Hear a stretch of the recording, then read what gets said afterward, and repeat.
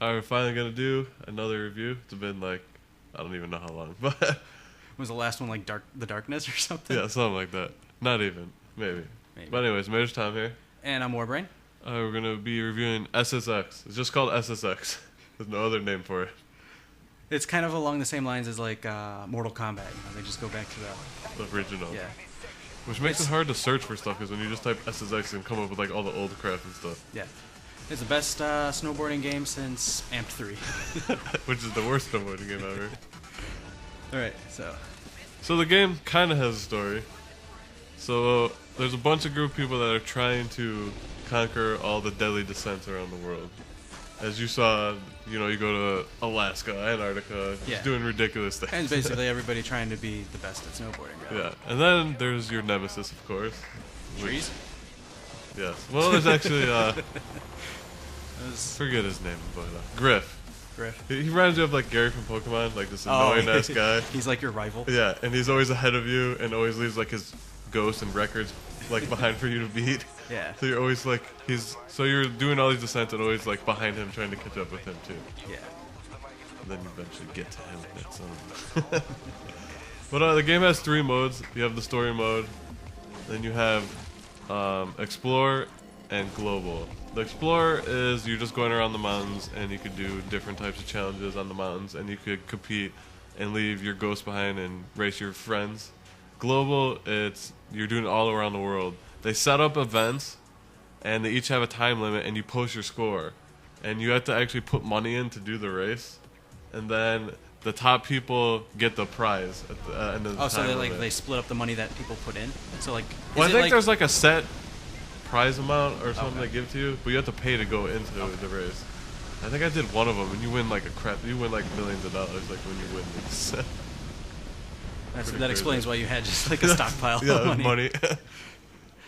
And then the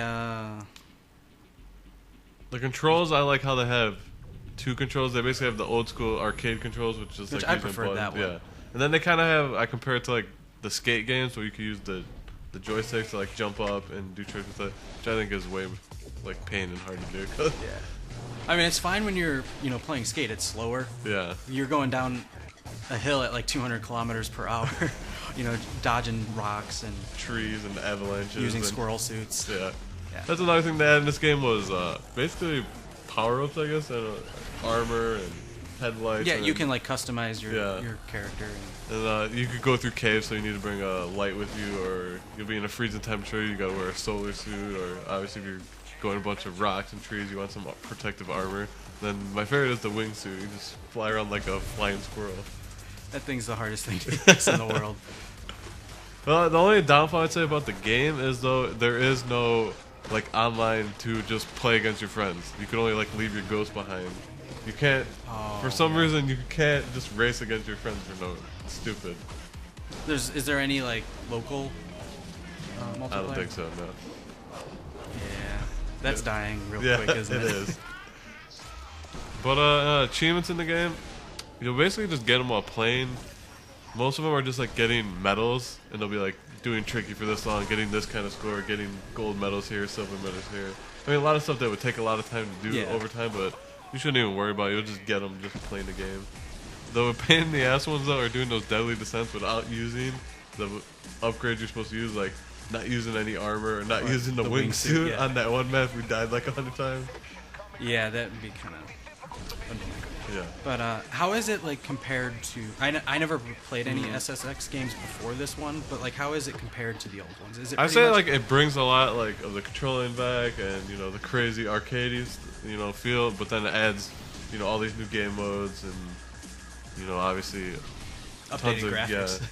And then using your armor and a lot of more I don't know, a lot of crap you could buy. Yeah, it's just a little. It's just adding stuff basically to the same gameplay then, which is what you're saying. It does run on EA servers though. So you might not. So if the game doesn't stay popular, then they'll close down the server. So that's your only downfall. But that's basically it. If you like snowboarding, you'll definitely like this game. If you don't like snowboarding, it's a good snowboarding game, It is. But let's wrap it up, Major Tom. And I'm more